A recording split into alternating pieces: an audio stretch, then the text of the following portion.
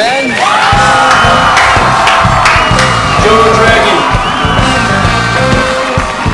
So, man, I'm finally excited to have a moment to sit down with you and talk about the band. Great performance, by the way. Let's get down to brass tacks. I know you're a busy guy. 15 albums, 22 world tours, millions of adoring fans. What's the secret to Kimono Draggin? X-Lax. No, but seriously, dude, 40 years ago, I was in my prime. I was top of my game, kicking ass and taking names, unstoppable. A fierce contender, the underdog lady, the balls of the bull, the ass of the hedgehog, and Xanadu. Hey, buddy.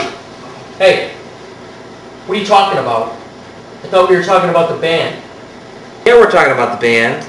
This all leads up to that. Craig, let me tell you, I named the band after Kimono Draggin, my mother. She saved the world from certain doom. 1800 years ago, she ruled the Diction clan. Then, an evil faction took over the temple. She was forced to surrender to them. I see. So what you're telling me is that you're roughly 2,000 years old, and now you've just decided to become a rock star. Yes and no. You see, before my mother was captured, she had a close friend hide me under the temple, along with teachings of the Diction. Eventually, I obtained most of my mother's powers, including immortality. I tried like hell to teach others the way, but I lost myself in the process.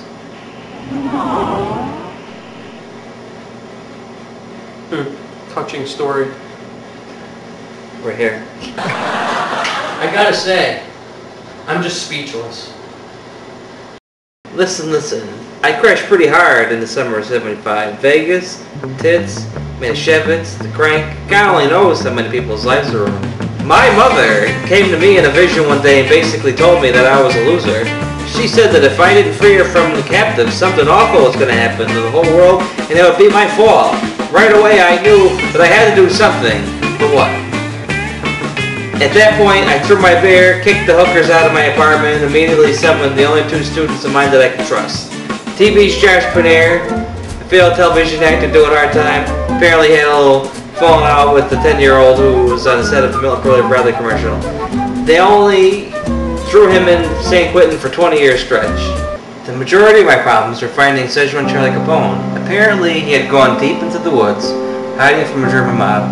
Once being a mob dude himself, he knew he was a dead man if they found him. I mustered up as much energy as I could to find him. And once I did, he sprung into action.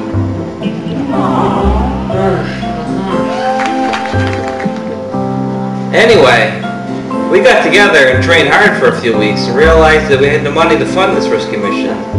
That's when we decided to start a rock band and play some gigs.